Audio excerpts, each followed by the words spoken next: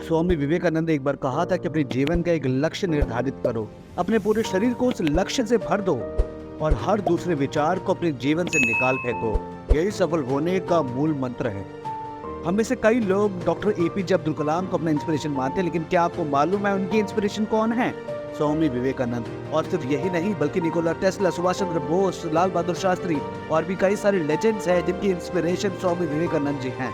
आज हम स्वामी जी के बारे में 3 ऐसी कहानियां बताएंगे और जीवन की बहुत बड़ी सीख आपको देंगे।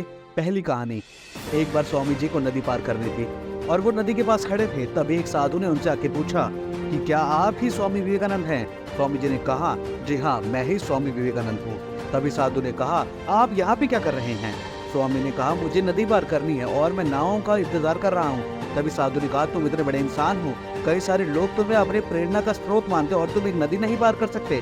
देखो, मैं तुम्हें नदी पार करके दिखाता हूँ। तभी उस साधु ने नदी पे चलकर उस नदी को पार किया और लौट के वापस भी आए और बोले कि देखो, मेरे पास इतनी शक्ति है, मेरे पास इतना टैलेंट है, इतना ज्ञान है, उसके बावजूद भी मुझे कोई नहीं जानता। तुम्हारे पास कोई ज्ञान नहीं, कोई शक्तियाँ नहीं, फिर भी तुम्हें सब लोग जानते हैं। तभी स्वामी जी मुस्कुराए और बोले कि तुम्हें ये विद्या सीखने में कितना टाइम लगा? साधु ने कहा, 15 साल। इतने में स्वामी जी की नाव आ गई और स्वामी जी ने उस साधु को अपने साथ नाव में बिठाया और दोनों ही चल पड़े। उन्होंने नाव में बैठ के नदी पार की और अपनी जेब से 1 रुपया निकाला और नाव वाले को दे दिया। यानी कि दोनों के मिला के 50-50 पैसे हुए और 1 रुपया टोटल दे दिया। तभी स्वामी जी ने उस साधु को कहा, जो काम तुम 50 पैसे में कर सकते थे, उसके लिए तुमने अपनी जिंदगी के 15 साल बर्बाद कर दिए। और यही 15 साल अगर तुम समाज की भलाई में लगाते तो तुम्हें भी सारी दुनिया जानती, और मैंने यही किया, इसलिए मुझे पूरी दुनिया जानती है और तुम्हें कोई नहीं जानता। स्वामी जी ने उस साधु को कहा, तुम्हारी तरह ही कई सारे लोग हैं इस दुनिया में जो अपने जीवन के कई सारे हफ्ते, महीने और सालों लगा देते हैं जिनका उनकी जिंदगी में कोई मतलब ही नहीं होता।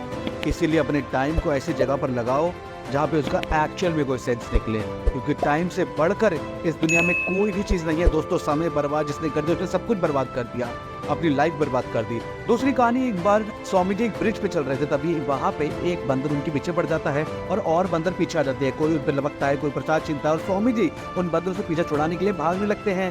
स्वामी जी भागे जा रहे थे और वो बंदर भी उनके पीछे पीछे भागने लगे थे।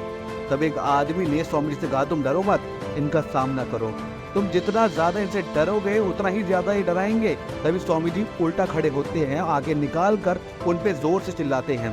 तभी सारे बंदर वहां से दुम दबा के भाग जाते हैं।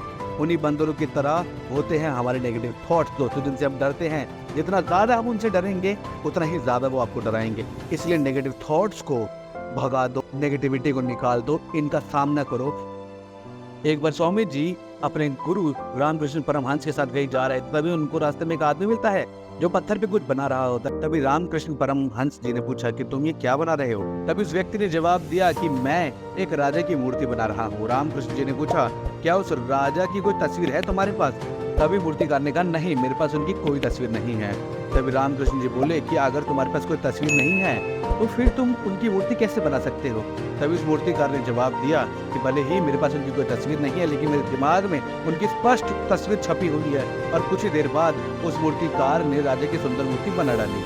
और स्वामी जी ये सारा दर्शन अपने आंखों से देख रहे थे। तभी उनको उनके कुछ सवालों का जवाब मिल गया कि अगर कोई भी इंसान अपनी जिंदगी में कुछ भी पाना चाहता है, उस मुकाम की या उस टारगेट की तस्वीर उसके दिलो दिमाग में छपी होनी चाहिए और क्लियर होना चाहिए वो चाहता क्या है। दोस्तों, उम्मीद करते हैं आपको तीनों कहानियाँ पसंद आई होंगी।